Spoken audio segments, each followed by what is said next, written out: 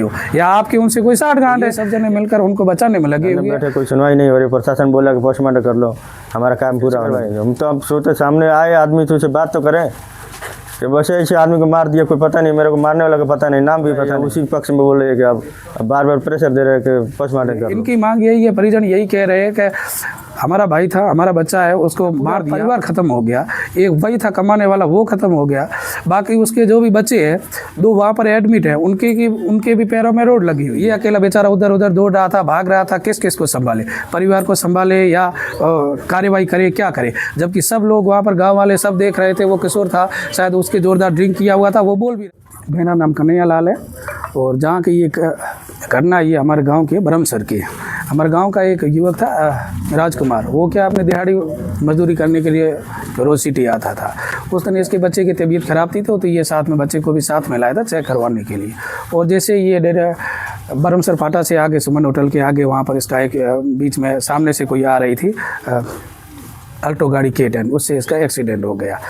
मामला सुनने में आ रहा है कि उस समय जो भी पास में थे, कई लोग गांव के भी थे, उन्होंने बताया कि वो उसमें 3 लोग थे, सवार थे, और तीनों के जोरदार शराब पिया हुआ था। बाद में इसको राजकुमार को यहाँ पर लेकर आए। उनमें से एक जना था, किशोर नाम का बताया जा रहा है, उसको इन्होंने, पुलिस वालों ने पकड़ लिया। बाकी 2 जने वहाँ से भाग गए। फिर इसका यहाँ पर राजकुमार तो एक्सपायर हो गया। बाकी 2 बच्चों की ज़्यादा सीरियस होने के कारण उनको जोधपुर कर दिया, रेफर कर दिया। बाद में इनके जो भी था, किशोर था, उनके परिजनों वगैरह कहीं से कुछ ऐसा इनको कोई मांग नहीं, सहायता के लिए कोई नहीं आया। ये उसका भाई है, बड़ा भाई है, यहाँ पर था, अकेला था। इसके परिवार में क्या है, इसके पिताजी वगैरह, इनके मम्मी एक्सपायर हुई थी, तो ये वो बिहार में रहते थे। तो ये अकेला बेचारा उधर उधर दौड़ रहा था, भाग रहा था, किस किस को संभाले, परिवार को संभाले या कार्रवाई करे, क्या करे। जबकि सब लोग वहाँ पर, गांव वाले सब देख रहे थे। वो किशोर था, शायद उसके जोरदार ड्रिंक किया हुआ था, वो बोल भी रहा था कि मैं गाड़ी नहीं चला रहा था, गाड़ी कोई और चला रहा था, और उन दोनों के जोरदार भी ड्रिंक किया हुआ था। हमने भी बार बार उस समय प्रशासन को कहा, हॉस्पिटल में कहा कि इसकी जांच की जाए, इसके किया हुआ है, शराब पिया हुआ है। जबकि वो उस समय पुलिस वालों ने और चाहे हॉस्पिटल स्टाफ हो, उन्होंने कोई जांच नहीं की। तो अभी जो भी ये लेकर आए रिपोर्ट लेकर, फर्स्ट रिपोर्ट, उसमें वो वाली धारा होनी चाहिए थी 105, वो उसमें नहीं है। इसका मतलब वो कुछ नहीं है, आए और भाग गए।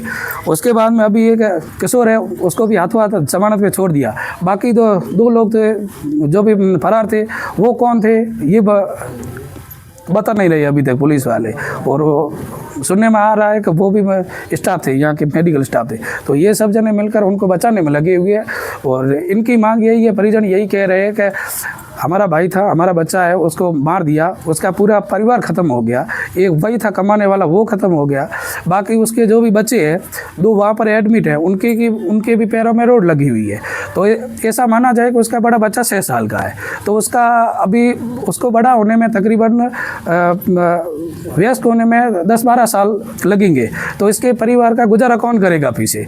और ऐसे भी अगर जो वो होता है, बड़ा होता है, गुजारा करेगा तो क्या करेगा। उस 2 बच्चे, दोनों बच्चों के पैरों में रोड डाली गई है, तो वो भी कमाने से रहे।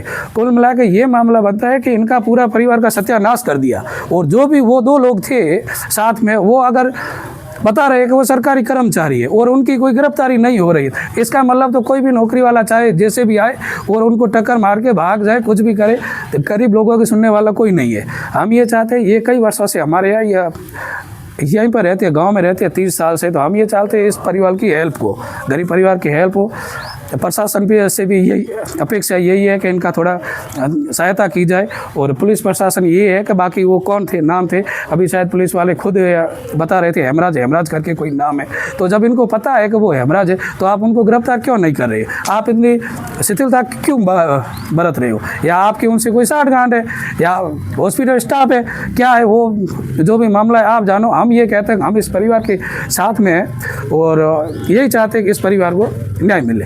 बाकी धन्यवाद। राजकिशोर है, मेरे भाई जैसे बाइक से जा रहा था घर की तरफ, जैसलमेर से बाइक ब्रह्मसर, तो सामने से कोई अल्टो कार वाले जैसे 3 जने मिलकर जैसे शराब पी कर गाड़ी चला रहे थे, तो सामने से टक्कर मार दी। अभी तक जैसे जो भी है पुलिस ने कार्रवाई की है, तो मतलब मैं तो चला गया था, जोधपुर रेफ़र कर दिया था, पुलिस ने कोई कार्रवाई की नहीं, बस तो नॉर्मली कार्रवाई करके अभी तक मैं आया हूँ 3 दिन बाद, तो बोल रहे कि ये मेडिकल नहीं, ये क्या बोलते पोस्टमार्टम करवा दो। तो मैं कह रहा सामने जो गाड़ी मारी थी, जो वो आदमी, तो मेरे को पता नहीं कि किसने मारी नहीं मारी, वो आदमी तो ले आओ, बोले कि पोस्टमार्टम करवा दो, जो करवाइए जो बस कर लेंगे।